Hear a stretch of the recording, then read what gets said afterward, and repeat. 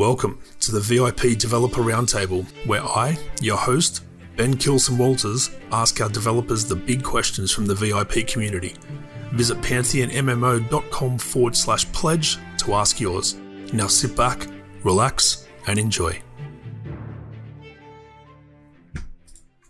All right, welcome, guys. It is that time of the month again. I was about to say year again. It's the end of the year, last dev recording of the season. So I have another two Visionary Realms legends with me today. We've got creative and programming producer Chris Joppa Perkins and associate game designer Adam Tehom Mostel. Welcome, gentlemen.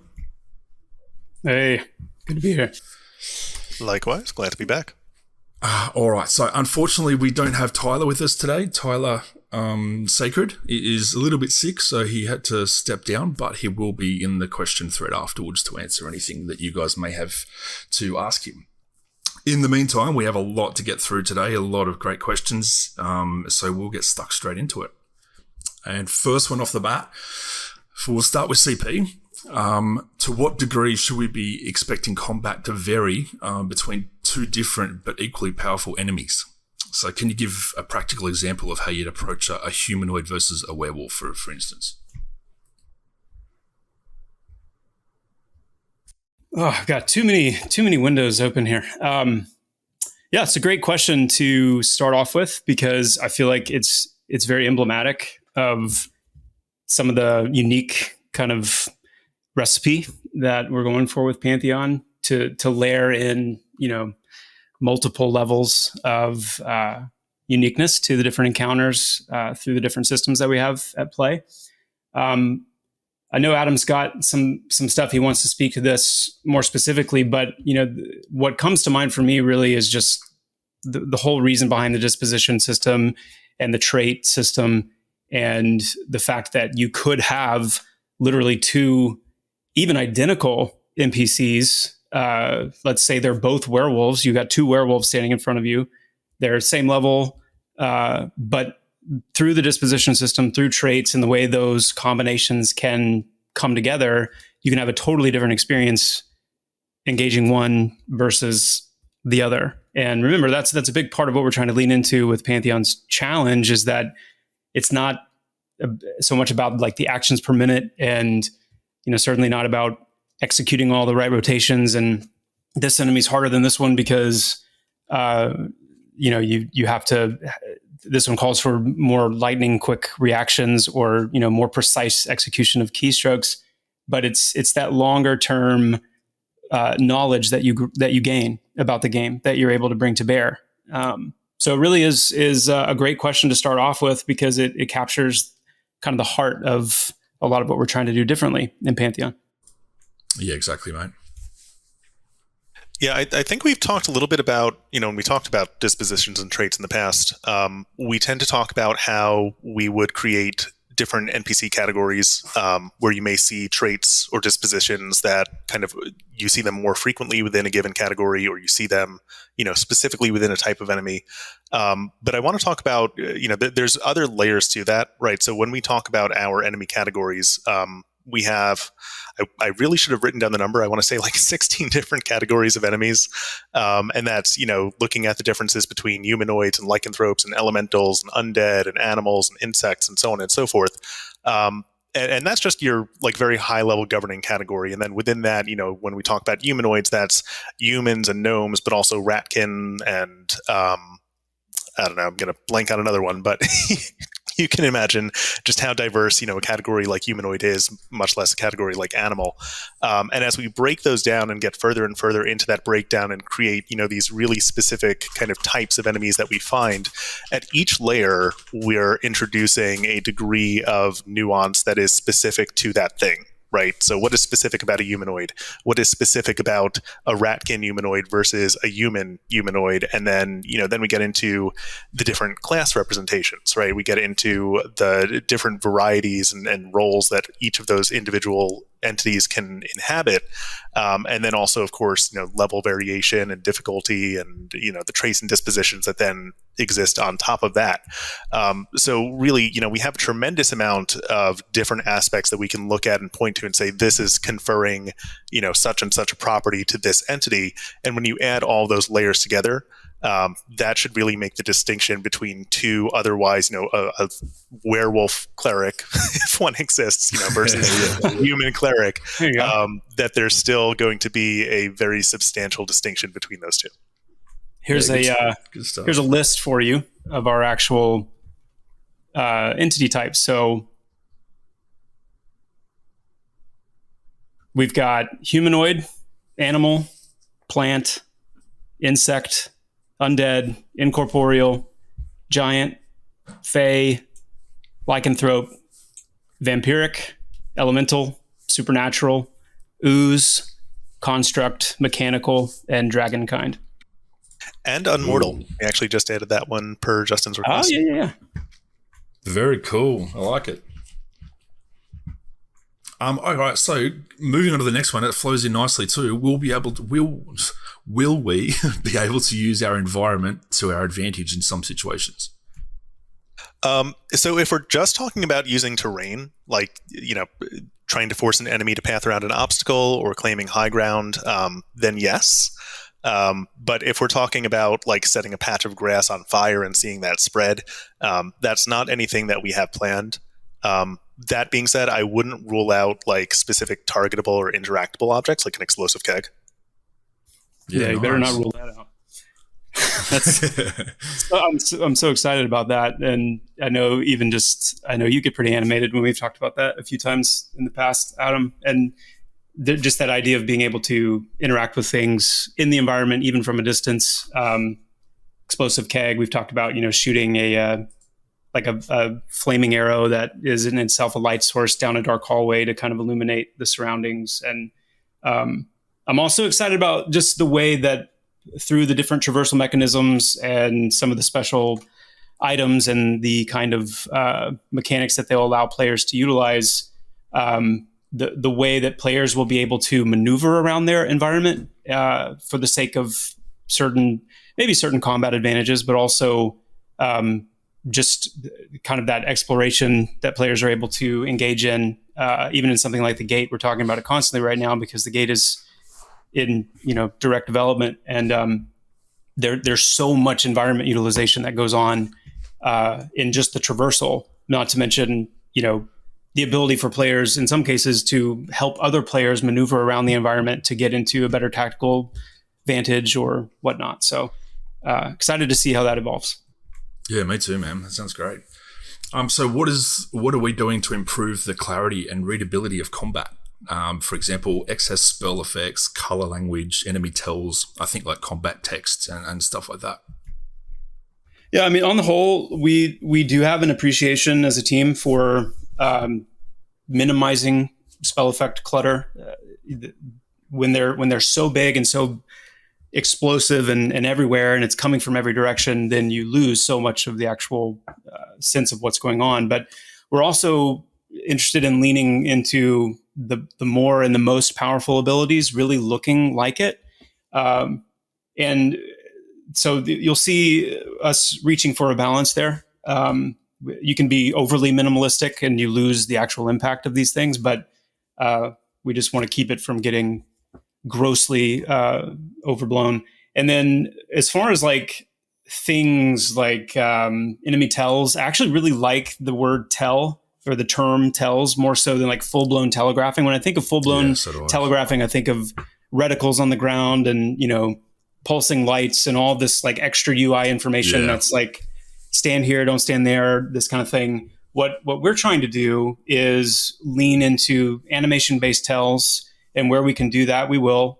And as much as we can utilize visual effects as well, we're doing that also, where a visual effect, if it is something going on the ground, for example, then you would want to see, the ground starting to kind of, striate and glow and kind of like embers and magma starting to kind of bubble up out of it in the area that it's happening. That's great, because that's actually indicative of what's happening and the ability being used. So tells get a big thumbs up, but we ultimately favor the more immersive options over reticles and glowing UI elements. Yeah, perfect, man. So with mob AI, do you foresee the ability for an area to offer tougher dispositions and traits if the AI notices that areas are being cleared very quickly, like in an open world dungeon? We'll go with Adam. So this isn't something that we're currently planning for. I think that there's definitely something interesting about the idea, and it could be fun to introduce in really select circumstances. But I don't know. For me, part of what's fun about like improving your character and becoming more skilled is that reward of like being able to go in and tackle the content that you may have been struggling against previously, the content that you've been gearing up against, and being able to clear that more quickly or more easily.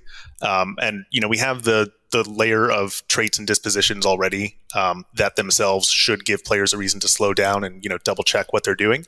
So I'm a little hesitant to add in another layer that would actually disincentivize skilled play. Yeah, that's fair enough, man. Will pets be allowed their full arsenal only via their automated... Will pets be allowed their full arsenal only via their automated attacking, or will there be allowed to control how they attack? So will there be like a little action bar with some abilities in there for pets, or are they just on an auto attack kind of automated roll? Yeah, the current plan there is for the more advanced pet classes, so that would be your summoner, your necromancer, to have a mixture of automated attacks that you still choose, but they, once chosen, these are the attacks that the pet is going to use automatically every time they're able. And then you would also have player activated abilities as well, so abilities that you would need to manually activate. Yeah, that's cool. I like that.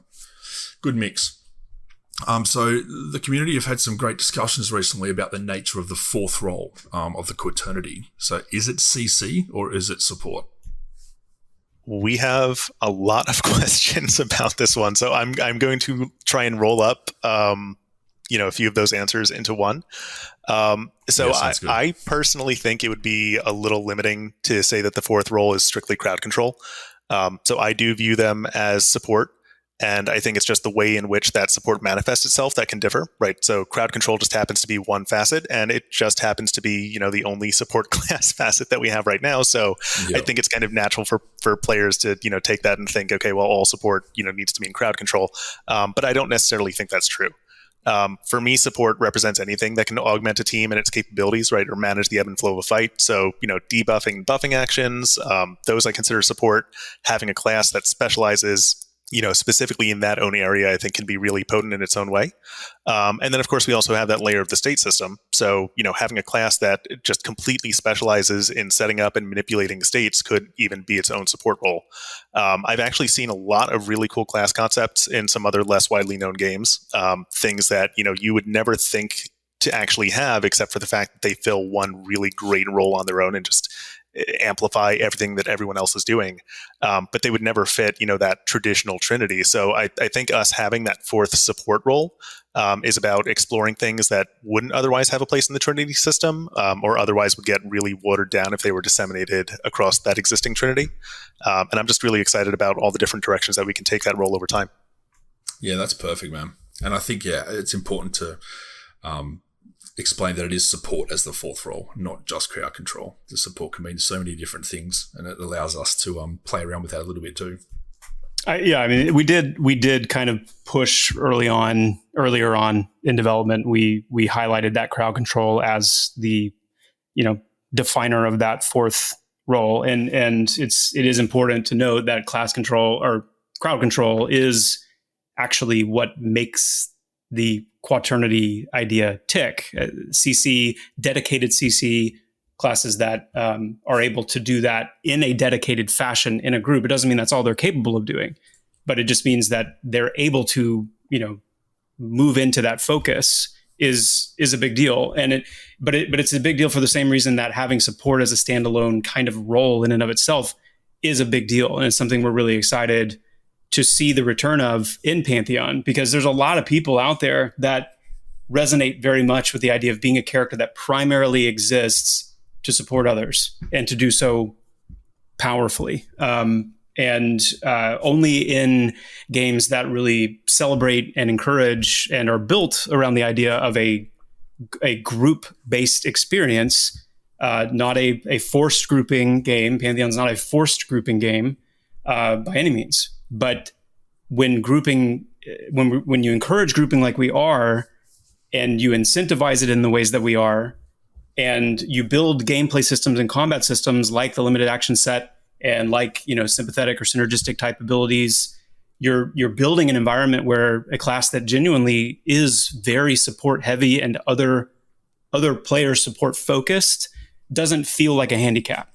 It becomes celebrated and something it's just really exciting to see that come back. Yeah, that's a really good clarification too, mate. Thank you. And you can also think like a healer technically is a support class if you want to break it down. But it just allows us to play with everything. I know CC is incredibly important. And at the moment, Rogue looks a little bit unbalanced because they can do it. But once we start fleshing out the rest of the classes and get some more in there, it'll kind of work itself out, which I know a lot of people were kind of questioning at the moment. All right, so what is your approach to balancing the value add of a true support-focused role, so not CC-focused? Okay, I'm going to give the short answer first, which is to not balance it. But I'm going to explain that a little bit. So I think that a really good support class needs to be a little imbalanced by nature. I think that if you're if we're talking a perfectly balanced situation, right, you could just take a damage class out of the equation, factor in how much DPS that does on average, and then just give the support class buffs to make up the difference, right? And say that as long as you're doing your rotation, as long as you're maintaining your buffs, your party is now going to achieve as much DPS as it would have done, had you brought the other DPS along. And that, to me, is not interesting. You're just creating another damage class that's dealing its damage indirectly. So to me, a good support class is one that capitalizes on specific moments, enhances a group's strengths, shores up its weaknesses. And I think, the trade-off there is that it requires players to be a little bit more attentive, a little bit more knowledgeable, a little bit more skilled. They have a potential for failure, right? Because they may not use things at opportune times. They may not use their resources effectively. But the tools are there so that, when a support class is played right, they can really take a party beyond what they would have accomplished with any other role filling that spot. So I think it just, we need to have a degree of imbalance within the support classes for that to be successful. And it just needs to exist on both sides, right? Either, they can be really powerful when used correctly and, really impotent when used poorly. Yeah. Absolutely. So Adam, I think the main question here is which support class is going to be the most OP? That'd have to be the Necard, wouldn't it? The Claroid? Yes, let's go with the Claroid. Okay. Yeah. Now we're gonna toss a coin between those two. Oh, I love it. So what plans do we have, if any, for Perception playing a role in combat? So more information about dispositions or possibly mob stats or resistances or anything like that? So I'm in kind of prepping for this. Adam is going to kind of dive a little bit deeper here into some perception related beans. And I just want to acknowledge the fact that this is an example where we are not blind, we're not deaf to the community's asking for information specifically regarding the perception system and specifically regarding it and how it interplays with the other game systems as a whole. And so while this is not, everything that there is to say, we've just kind of agreed that it seems like a good time to take a step further. So take it away, Adam. All right. Yeah, this is bean alert. Yeah, I'm going to scratch the surface a little bit here, and I'm almost afraid of where the community is going to take this in terms of theory crafting, but I'm also excited. So when we've talked about perception in the past, one of the kind of equations that we've tried to make, as we refer to Sherlock Holmes, right? And this iconic sense of being an investigator, evaluating your environment, deducing clues, and trying to uncover stories and lore behind Terminus. But that, when you think about that, that's can come across as a fairly independent activity, right? It's not necessarily something that is enmeshed within group play, enmeshed within adventuring. So there is another role that we have in mind when we talk about keepers when it comes to adventuring in a party. And that is the role of, an archaeologist or a scholar that's assisting your party through the knowledge that they bring to bear. The very first example that I gave of this was actually, I think of the Mummy movies, right? And you've got, I wouldn't even remember the character, right? But you've got, your older gentleman who's there and he's, got the scripts and the scrolls and the books. And, without him, you wouldn't have that same story. Yeah, I love it. So without revealing much more than that, I can confirm that Perception is being designed to have an intersection with adventuring and crafting, much like those two spheres already intersect with each other. I will just acknowledge that being able to discern certain dispositions and traits is one such example of that, but definitely just scratching the surface. That is awesome, man. Fantastic news. And that doesn't like that. We literally mean that, there is such a depth here that, a system like Perception that is so intrinsic and integral to the Pantheon experience. I mean, you can bet it's got some serious depth to it and breadth, and it is just scratching the surface. Lots of more details to come. Absolutely love it, boys. Good bean. I think I love that one. You can see the forum thread starting now. All right, so nice quick one. Is colored mana still planned on being a thing in any way? Currently, no. I've talked about this a few times in the past, and as of right now, it's still not planned. But were you to see a resurgence of it, the crafting sphere is still kind of where we're looking. Okay, cool. Thank you for clearing that up. So the spell effects in Pantheon are beautiful, but are there plans on making enemy reactions animations more diverse and expressive to spell effects in combat? If so, at what stage of development do you plan on upgrading them? Yeah, this answer I'm about to give is going to be applicable to a lot of questions like this, which are essentially boil down to, is this visual aspect of Pantheon going to get better? Yeah. And the answer is yes, absolutely. It's part of the development progress. You build smartly by getting things in place. Sometimes the gray box is a perfect example on a much wider scale. You get that in place. It doesn't look great, but it functions. It serves multiple roles. And then you continue to iterate on that going forward. And whatever else you'd want to add to that, Adam? Yeah, I just want to specifically speak to the idea of like a reaction to a spell effect, because that is, fairly specific. When we talk about animations, of course, there's an animation budget that we have to be aware of. And with the incredible amount and variety of spells that can exist, having a unique reaction in addition to the unique effect that's coming out can definitely become an exponential problem. So I just, even though CP is saying we're definitely continuing to clean up and look at opportunities for cleanup and improvement on all of our visual fronts. When it comes to like specific reactions to spells, that's probably going to come in the form of more specific and unique impact effects than it will unique animations. Yeah, that's fair enough, man. We can kill the later bird question about physical impact animation response. And I think the question is something like, when you have an NPC that's being pounded on by 100 players and they're just in this infinite gyration mode of, playing their herd animation, we have the complete repertoire of knobs and buttons and constraints and limiters and thresholds and cooldowns and lockouts to make sure that animations like that aren't being overplayed. And that, again, it fits in that same category of things that are part of the ongoing polish that we build into the game. So you can expect that to improve. Yeah, absolutely.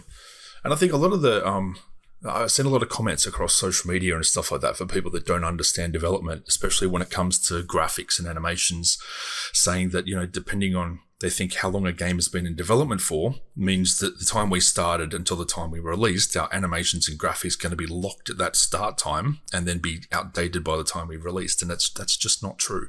Like, we're developing in real time and we can update and change graphics and play around with things like that as we go to make it look, nice and fancy when we do release the game.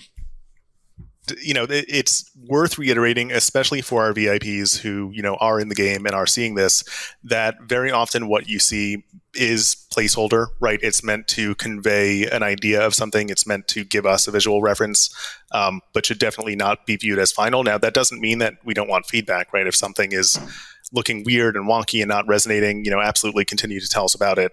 But, if there's a fear that something is final, I don't think we're close to that point just yet.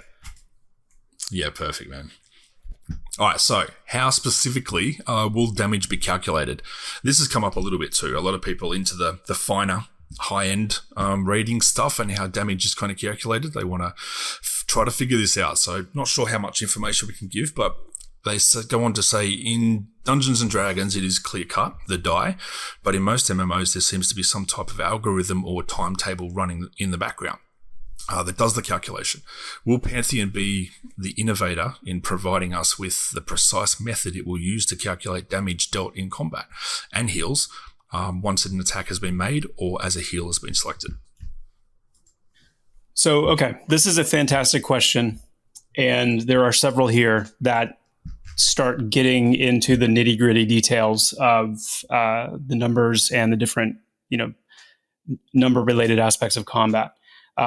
And I've been torn because obviously these are things, and anything along those lines is information that the community really wants to hear.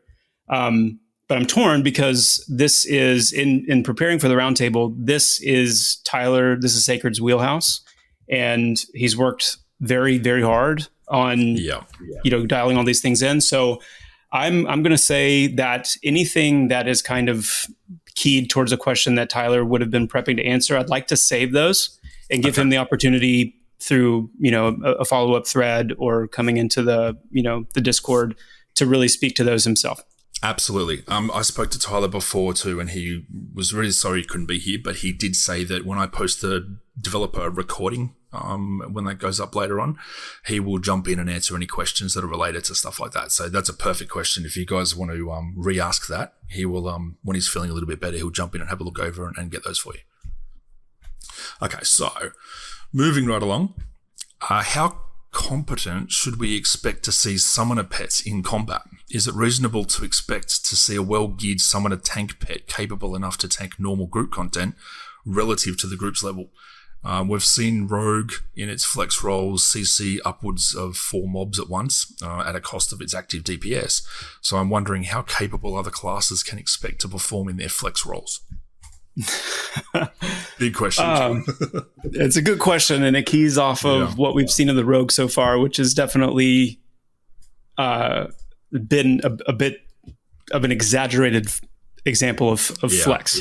Yeah. So it would not be the best comparison or the best line to draw to say, well, if the Rogue's capable of this, then my goodness, what can we expect to see, summoner pets do or whatever. So I want to make that statement first. But to continue with the tank line of thinking in the question, I would not expect a summoner's Titan to perform as well as an equally leveled, geared tank. The Titan, the summoner will be able to flex the Titan into that role for a short time. Of course, again, the nature of the flex being that it would come at a sacrifice of their DPS, and certainly even the choice of having the Titan out and focusing the Titan would be a loss of DPS as well. But it will definitely be formidable. And the point with the whole concept of flexing as a class into another role for a short period is that they would be able to be formidable and effective at that pinch tanking role for a short period of time. So you can expect summoners that, and again, remember the design behind the summoner pets is that they would be a genuine extension of the character's development themselves. And just like you spend time developing your character, you will need to spend time developing the different summoner pets to make them as formidable and effective as they can be. So if you've spent all of your time focusing on the Titan, but you've neglected the Undyne or you've neglected the Zephyr, then they're not going to just be summoned at this baseline level of power. So if you're really interested in having a Titan that is able to be a formidable contributor to that tanking role, then that's going to require you, really taking time to develop that extension of your character out. Yeah, good explanation, mate.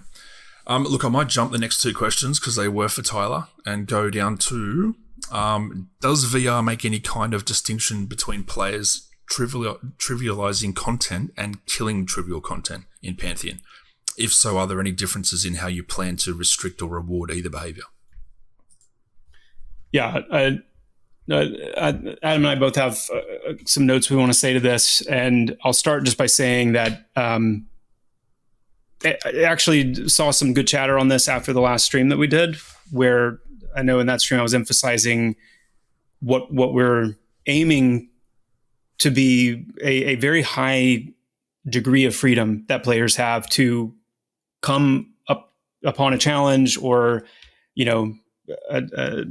just a very wild or unexpected layout of terrain or, the approach to a dungeon or whatever it may be, and really have a wealth of options available to them based on how they have developed themselves as a character, what class they are, first of all. Do they have friends with them? Are there other players nearby that can lend a hand in different ways through their abilities as a class? What itemization have they acquired? And all of it really, we want to create, again, that unprecedented degree of freedom, of creative decision-making, or what could be called emergent gameplay in a sense. But the line would be drawn where players break the rules of the game to benefit themselves. So there's a difference between staying within the rules of the game and utilizing, the wealth of options that you have to creatively engage a problem versus breaking the intended rules of the game in order to benefit yourself in an unintended way. And so that's a line that we will take very seriously. And, through alpha, beta, and on into launch, we'll be, of course, identifying things that would be exploitative to the game's rules and the game mechanics and shoring those up. But we're very careful to draw a clear line and to preserve and protect that degree of player sovereignty that we want to achieve. Yeah, that's great. So we're giving you freedom. Don't abuse it. Yeah. I mean, I think it's very much about kind of our permission that we lend to players, right? So, when we're talking about that difference between trivializing content and killing trivial content to me is operating within those constraints, right? It's I've over-leveled on something and it's now trivial to me. I've, learned this very effective tactic that maybe the developers didn't account for, and falls into that realm of freedom and emergent gameplay that Joppa is referring to. Whereas trivializing content to me is that more exploitative, operating outside of the bounds of the rules. But that also becomes an inflection point for us as developers to say, is this something that we are okay with? Is this something that we feel is disruptive to the experience that we want for the game? And so the onus, ultimately falls on us to mitigate player ability to trivialize content in that fashion, or otherwise we acknowledge it as valid. And I don't mean like actually come out and say that it's valid, right? But to the extent that it's our responsibility as developers to respond to these things in a way that is, protective of the vision of the game, versus permission by inaction. Yeah, perfect. And someone in chat has just gone quad kiting, creative or exploit. They're already thinking outside the box, mate. I mean, killing 4 things at once is not an exploit if you're able to do it through skill-based, class-based, well-executed skill. Killing 4 things at once because you've found a way to trap them under the terrain and with full impunity, you're just sitting there picking them off over and over again. That would be an exploit. Exactly. Okay, so from a philosophical perspective, how important is the LAS as it relates to the art of combat, specifically when it comes to strategy, tactics, execution, class identity, teamwork, etc.? I've done an entire interview on this topic with Basgram, so yes. I am going to let Adam add their thoughts to that mix. And just to clarify, LAS, for those who don't know, is limited action set. So it's basically picking the abilities you want to take with you for that particular, encounter. Well, and just to clarify that a little bit more, that's a great explanation, Kilsin, but just to come at it from another angle to minimize any potential confusion. The idea is that you have a combat bar, you have 2 combat bars that you are able to choose what abilities you have loaded and able to be used in combat at any given time. It's not, we'll have more specific details soon on kind of what are the nuances of when you can change those out, and are there any times where you're limited from changing those out and whatnot. But it boils down to the idea that you have to select a subset of your overall arsenal of abilities to have available and ready to use at any given time. Yeah, perfect. Thank you. Yeah, so I'm going to really lean into the philosophical perspective that is being asked for in this question. And I'm going to lean a little bit on my role-playing background for this one. So as a role player, and especially as a DM, there's nothing that kind of gets under my skin more than when you're interacting with someone who always has the immediate answer to every problem that you introduce. Stories at their core are built on conflict. And if your answer to any given conflict is to have the perfect solution, that's not a story. That's a transaction. One of my biggest frustrations with current MMOs is that every single fight feels very transactional, right? All of my abilities and all of my resources are available to me at any given time. And so there's always an optimal path to success. There's always an optimal ability to use in any given situation. There's an optimal rotation. We know that an NPC is going to do X, and so we always default to Y. I view the limited action set as ensuring that our battles are actual conflicts, right? Because even though you can prepare to deal with an NPC that can do something, and that's part of building out a loadout, you're not always going to be guaranteed to have that right answer. The thing that you expect to happen, or that you're banking on happening, may not be what actually happens. And so you will, in some cases, need to make do with the tools that you and your party have. And my hope is that that's going to result in more of those moments where players really feel like they've overcome the odds, and that they have stories to tell. That's actually an awesome explanation, man. I've always been on the fence for limited action sets, and I've always been a big believer in having the freedom of all the abilities that I've learned and earned and bought and whatever studied. I should have at my disposal at all times. But the way you described that then, that actually makes a lot of sense. Kilsin has been converted. You've almost converted me, man. That was very well done. All right, so can you speak on the durability component of the death penalty that has been previously alluded to? Are there any plans to implement repair kits? Yeah, the plan is still, as of right now, to include a durability hit to death, as we've discussed, as part of that recipe for achieving that sense of tension and the consequences that come from a death event, and the notion of incorporating into something like the crafting sphere the ability to address that durability issue out in the field is absolutely something we're looking at doing. Good stuff. All right, so do you think that raid content will be more challenging in Pantheon than group content? Why or why not? So I'll kick us off here. So I'm going to preface this a little bit just by saying, so I personally have a background, I've done hardcore raiding. I've got a number of server firsts under my belt. I've been, in the guild leader role for more years than I care to admit. And I've personally never subscribed to the belief that raid content needs to be, or even necessarily is, more challenging than small group content in and of itself. I think that there's a greater logistical challenge, right? Because whether you're hurting 7 or 71 other people, each one is an individual with their own schedules, priorities, commitments. And so they're another variable that you have to deal with. But that challenge is typically falling on the raid organizers and the guild leaders more so than it ever does on the raiders themselves. And on the other side of that, the more people that you add, the less that each individual contribution actually matters. Now, that can be fun in some ways, right? Because you can have situations where one person's failure can be mitigated by someone else in the moment. But that can also contribute to feeling more like a cog in a machine. And in its worst iterations, it really just boils down to pressing the buttons that you're told to press, or even on rotation to press, or just being a warm body to absorb damage.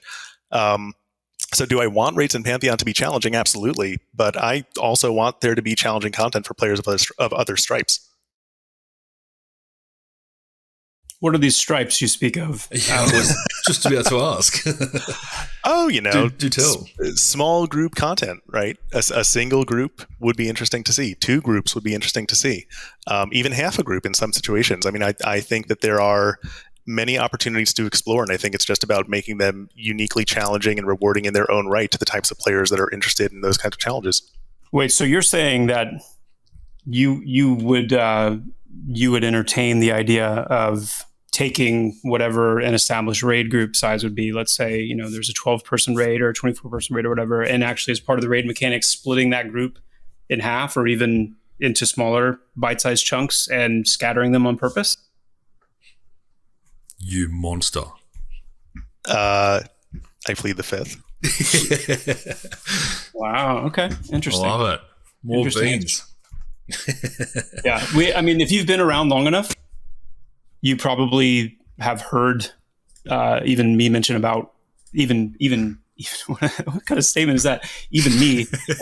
You've probably heard me mention that concept of a single group raid, and that's something that we've circled back on many times internally, and even not that long ago, as just a really intriguing thing for us. So that's part of this. Is like we're thinking very creatively and purposefully out of the box when it comes to rating, because it has for so long been such a stagnant implementation of a very stagnant system. And we want to do better.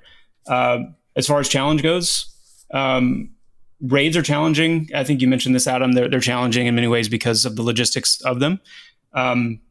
But we don't really want to limit ourselves in terms of how challenging, just to speak to the challenge specifically.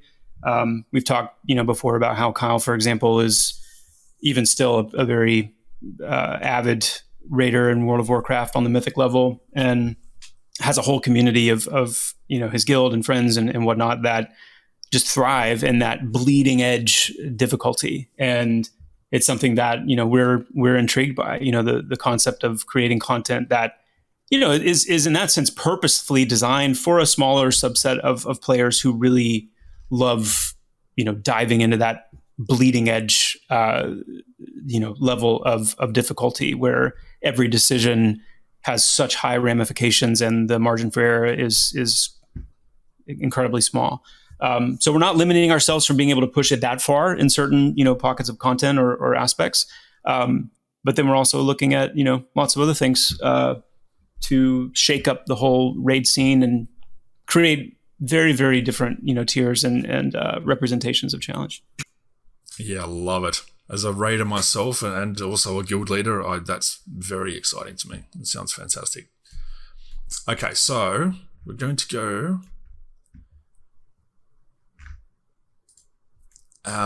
we can just do a quick fire one for this one, I think. Sorry, I just lost my spot for a second there. Will Pantheon feature weapons armor that have clicky effects that can be used during combat? If so, how do you imagine those working? Yes, we will have clicky items. We will have items with worn effects, and we already do. Those are already in game and functioning. So yes. And Perfect. We're also adding something even cooler than clickies. Mm-hmm. Yes. I won't say what it is. I won't even commit to when it's going to be implemented, but Bill did add the support for that as part of variety of requests that we had for our combat updates, and I'm really excited about the potential use cases. These guys are going to love it. And moving right along, is there any plan to utilize piercing, slashing, crushing damage types for physical damage mitigation? Why or why not? Why or why not? So the systems to support this exist, but we haven't implemented it yet, mostly due to the potential ramifications that it can have on design. we're not looking to achieve any kind of perfect balance at the expense of class identity, right? That's something that we've been really adamant about, for as long as I can even think back to the project. And then that definitely still holds true. But there is an issue that comes up when you start tying those kinds of bonuses and penalties to something as fundamental as an impact weapon type. It's not so much of a problem if we're talking about fire-resistant imps, right, when your wizards can still swap into using cold damage. But when we're talking about weapon damage and impact damage, if you're a Dire Lord and all of your weapons are slashing, and therefore all of your abilities that use your weapon are dealing slashing damage, you're not going to have the same flexibility, the same degrees of flexibility to adjust, even suboptimally around those kinds of penalties. That being said, I personally do love this kind of variety. I have a few different ideas of how we can achieve it that I want to toy around with, and continuing to experiment with, and just figuring out, if we can go this route, what that may look like. But we're not quite there yet. Yeah, very cool, man. I might skip the next one because there's a lot of questions here for Tyler. But if we drop down to the Infamy question, what more can we talk about with the Infamy system, Chris? That's one that I'm still just not ready to go into too much detail yet, because number one, I think the detail I've gone into in the past suffices. I will. Don't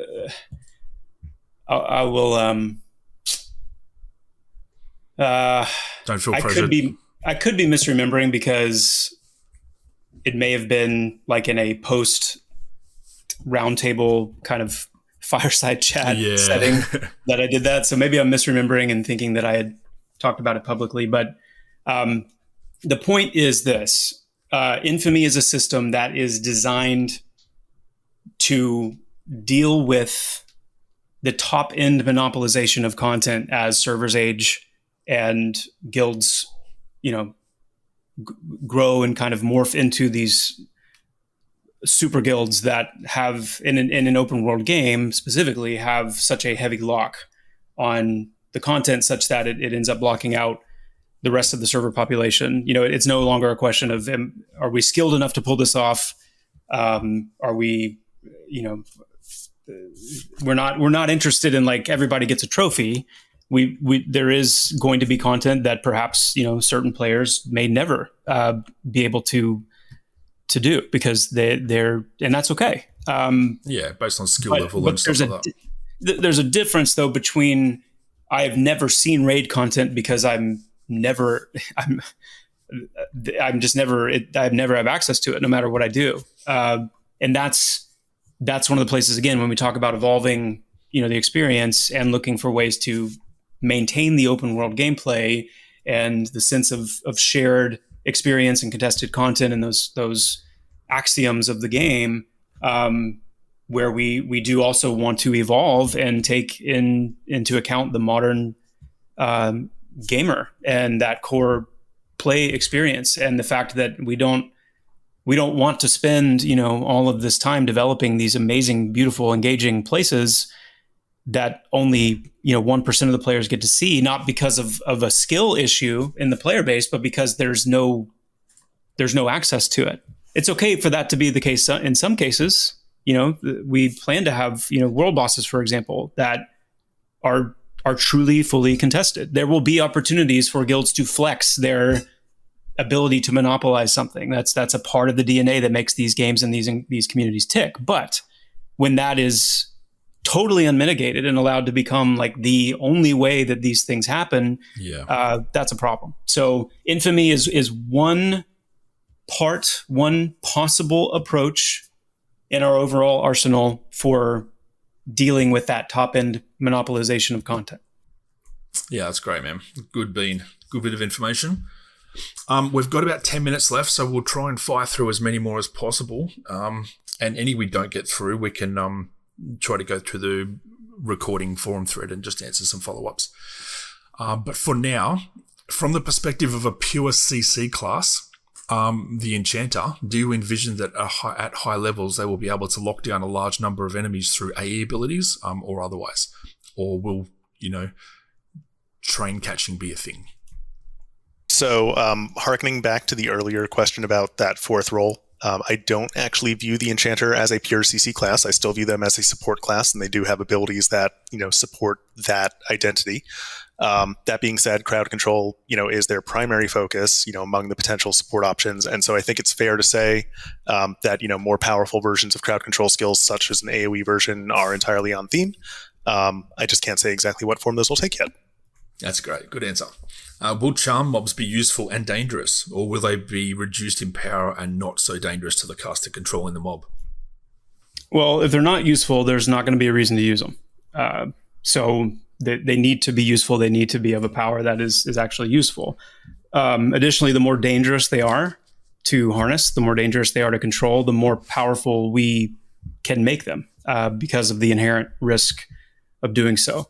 The charm system should also have, you can expect it to have a sense of progression to it, whether that's in the form of a skill or, quest ups, quote unquote, ways, things that result in more powerful versions of the spells, the way mastery will ultimately interact with Charming will be an engaging horizontal progression aspect for the Enchanter class and will be a really cool experience right alongside Illusion Craft, as well as these kind of horizontal aspects of that class's progression.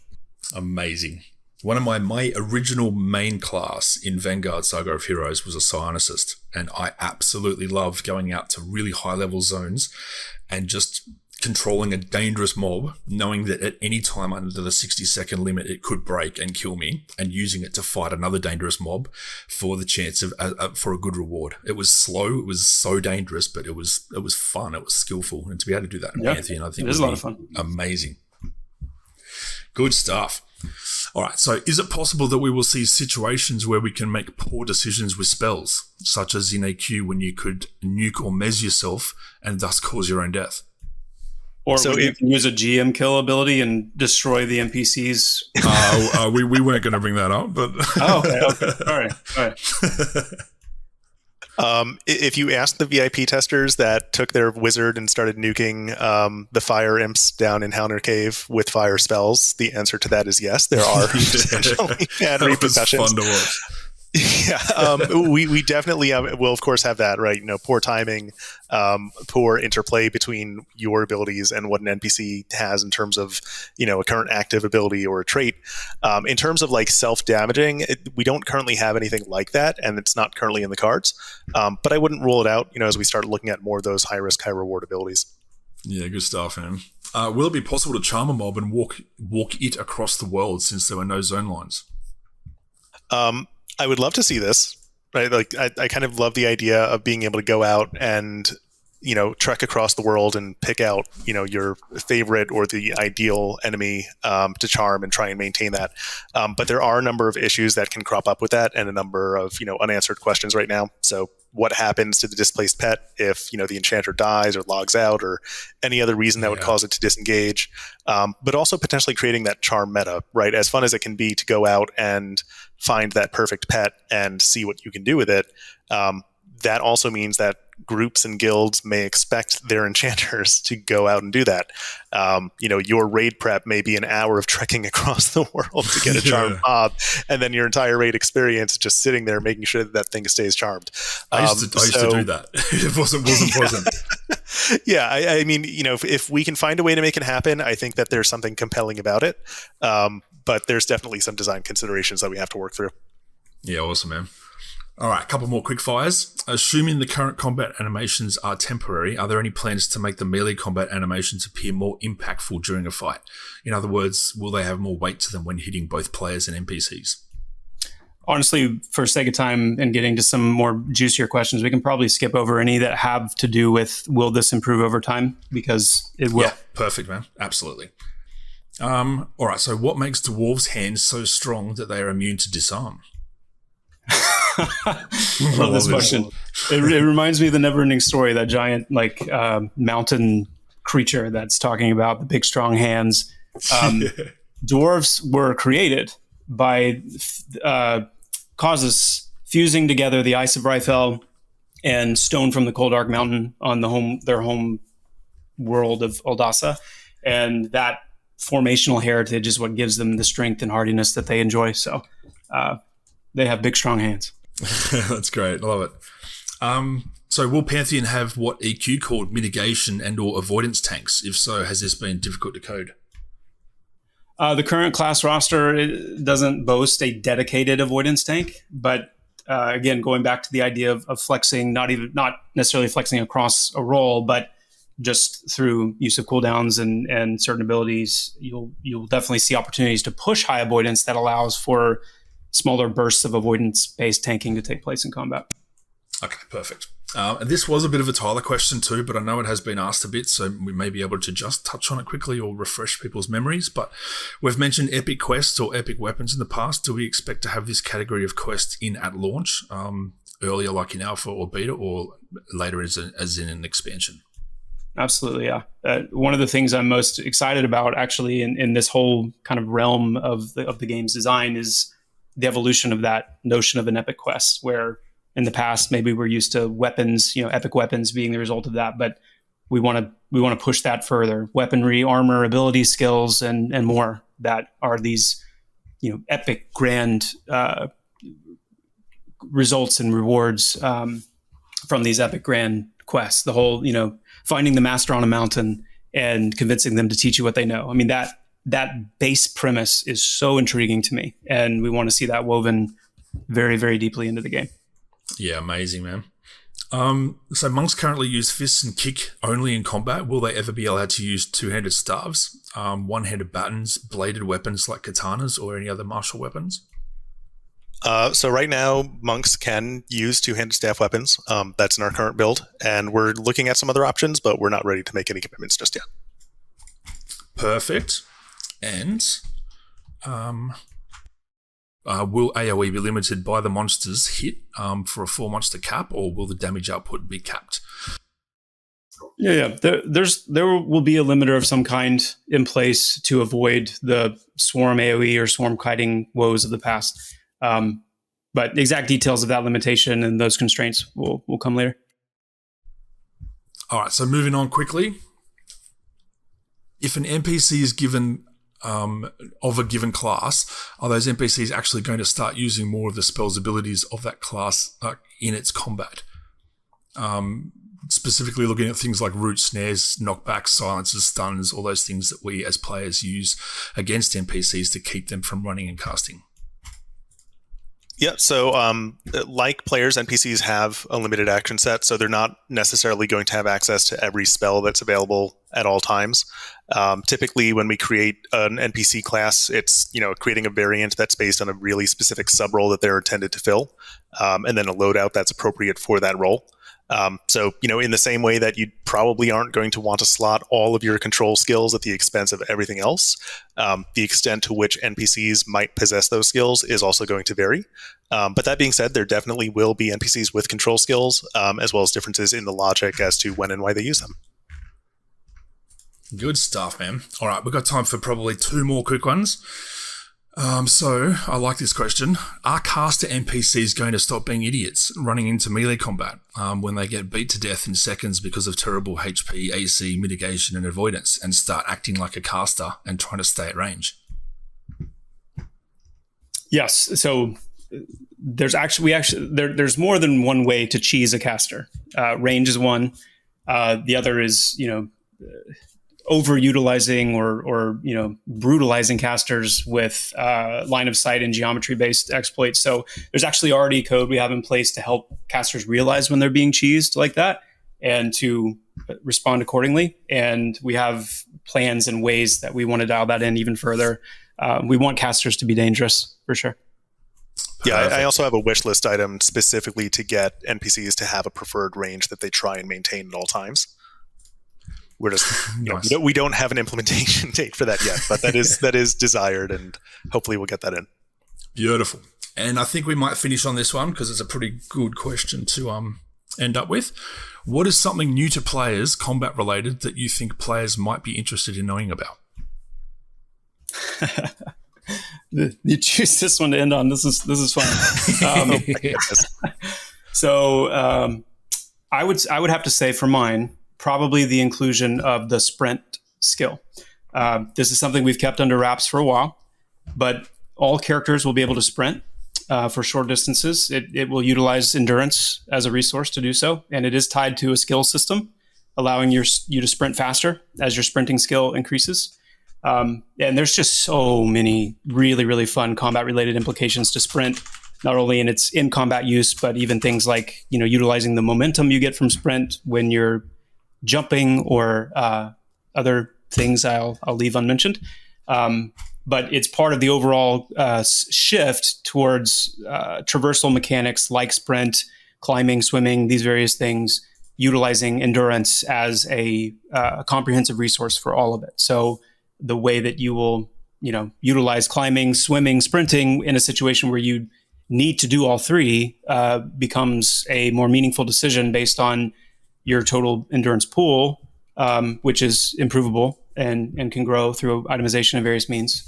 And then, making sure that you're using them wisely to have enough endurance to do, what you need to do there. So, but sprint for me is a big one. It's already in first testing session of the new year. Once that rolls out, our testers will be able to experience that. Oh, nice. How about you, Adam? As much as I would love to elaborate on plans for sprint, I'm actually going to drop a little bit of a combat update beam, in part because I'm probably never going to have a better platform to explain this decision than now. Yes, please. So this is for all our casters out there. We are removing critical hit chance from offensive spells as one of the many updates that are coming into combat. There are going to be other ways to achieve big numbers. But crits as an RNG component make it really difficult to create spells that feel punchy in their own right. You typically see critical chance on spells, when you're looking at a higher APM, action per minute MMO, because the potential damage of those crits gets spread out across many constant casts. But we're looking to make casting more deliberate, and we're looking to make casting more costly. And so what that means is that if spells can crit, they can be devastatingly overpowered if they do crit. Or on the other side of that, if you don't get a crit, it can feel way too punishing if you spent a lot of mana for very little gain. So our goal is to make those offensive spells feel really uniquely powerful for their cost in their own right. And then maximizing the potential of those spells is now going to be more a matter of navigating skills and resistances rather than navigating just RNG. And, we think that's going to help differentiate how playing a caster feels compared to playing a melee. That is huge, man. That's a very nice bean to end on. I just want to say too here that, the intent with this, as Adam was just saying, I just want to emphasize it, that we really want casters to feel like casters. And even in the prior wizard iterations, we were seeing way too many spells going out, not enough damage being done per spell, and you ended up with machine gun wizards versus the idea of a master of the arcane arts who's able to conjure this absolutely overwhelmingly punishing spell. And so I just want to key in on the fact that I like crits too. I like critical hits in spells, I really do, but I would rather opt for a heavier hitting baseline spell that is impressive in its own right, not to mention all the ways it can be improved again through statistical improvements, mastery, various other means, where you're not casting quickly, fishing for those crits, but that when you stand up and you conjure and deliver that massive spell, it's going to be a massive hit. Yeah, that's great, man. All right. Well, thank you very much, guys. There's some very nice beans in there, some great questions asked and some great questions answered. I want to go ahead and thank the community and everyone too, because we were also we found out today that we were voted the most anticipated game for 2021 again for the MMORPG.com awards. So thank you very much to everyone that voted for us and continues to support us and believe in us. We appreciate it and love you guys a lot. We are looking at big things in 2022. So although this is the final developer roundtable for this year, we will be back in force next year, and I'm already lining up the January one. Hopefully we can go ahead with some big news. Other than that, I want to go ahead and say thank you very much to Chris and Adam. You guys are amazing. Thank you for coming on. That was great. Yeah, thank you for having me. And until next time, guys, we hope you have a safe and happy holidays, and we will see you in 2022. Thank you very much. Thanks, folks. That's a wrap for another VIP Developer Roundtable. I hope you all enjoyed it, and please don't forget to subscribe to Pantheon for more. If you want to get in on the live developer roundtables, you can by pledging as a VIP at pantheonmmo.com/pledge. Until next time, farewell.